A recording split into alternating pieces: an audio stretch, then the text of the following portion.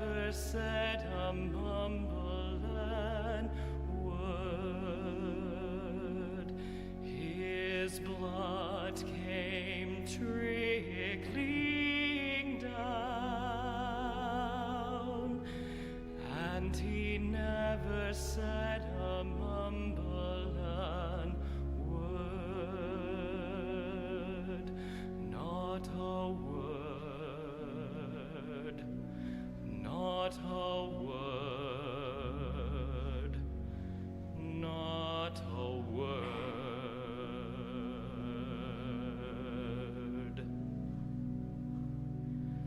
He hung his head and died, and he never said a mumbling word. He hung his head and died, and he never said a mumbling word, not a word, not a word, not a word.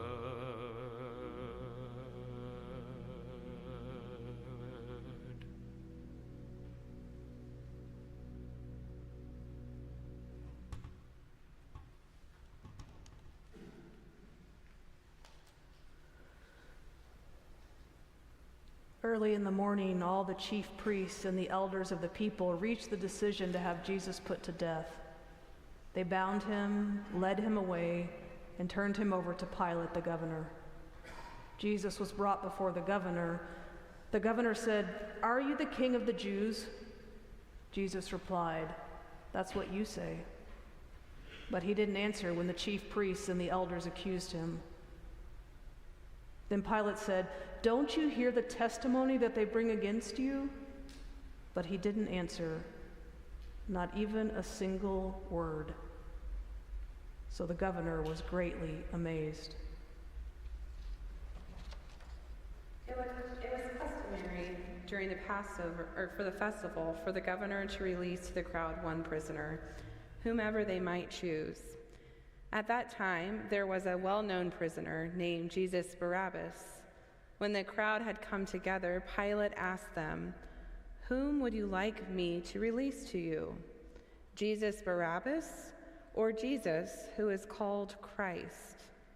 He knew that the leaders of the people had handed him over because of jealousy. While he was serving as judge, his wife sent this message to him, "Leave that righteous man alone. I've suffered much today in a dream because of him." But the chief priests and the elders persuaded the crowds to ask for Barabbas and to kill Jesus. The governor said, "Which of the two do you want me to release to you?" "Barabbas," they replied. Pilate said, "Then what should I do with Jesus, who is called Christ?" They all said, "Crucify him." But he said, "Why? What wrong has he done?" They shouted even louder, "Crucify him!" Pilate saw that he was getting nowhere and that a riot was starting, so he took water and washed his hands in front of the crowd. "I'm innocent of this man's blood," he said. "It's your problem." Then he released Barabbas to them. He had Jesus whipped, then handed him over to be crucified.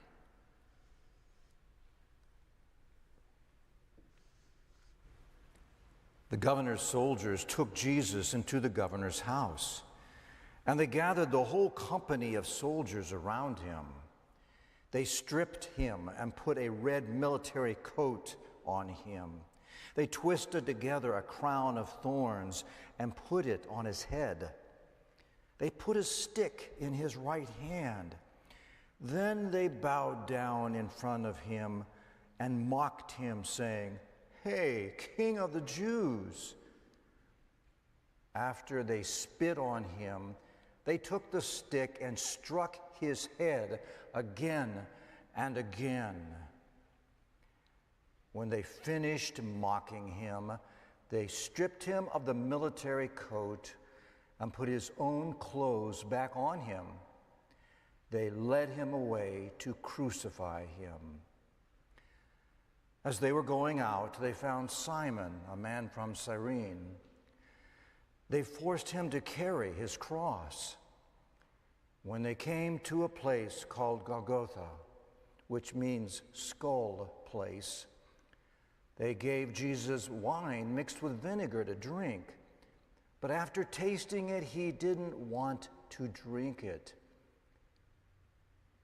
After they crucified him, they divided up his clothes among them by drawing lots. They sat there guarding him. The place above his head, the charge against him read, "This is Jesus, the King of the Jews." They crucified with him 2 outlaws, one on his right side and one on his left.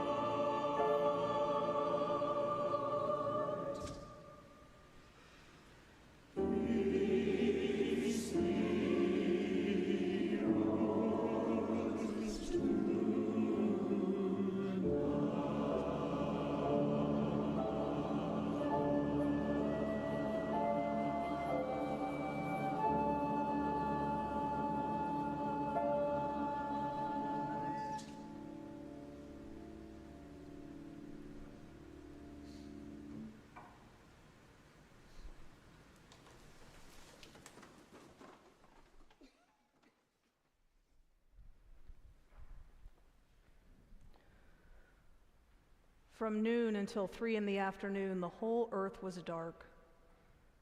At about 3, Jesus cried out with a loud shout, "Eli, Eli, lama sabachthani," which means, my God, why have you left me?" After hearing him, some standing there said, "He's calling Elijah." One of them ran over, took a sponge full of vinegar and put it on a pole. He offered it to Jesus to drink. But the rest of them said, "Let's see if Elijah will come and save him." And Jesus cried out with a loud shout. Then he died.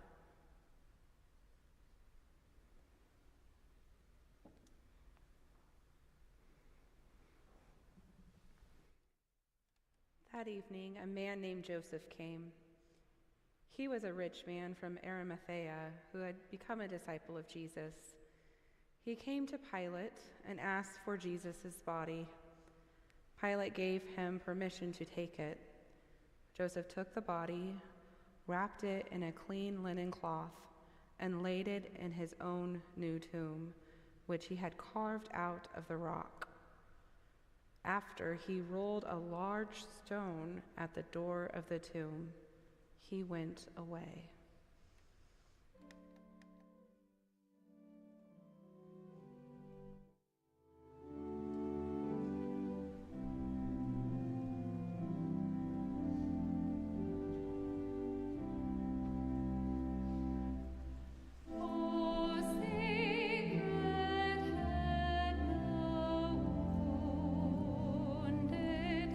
With grief and shame we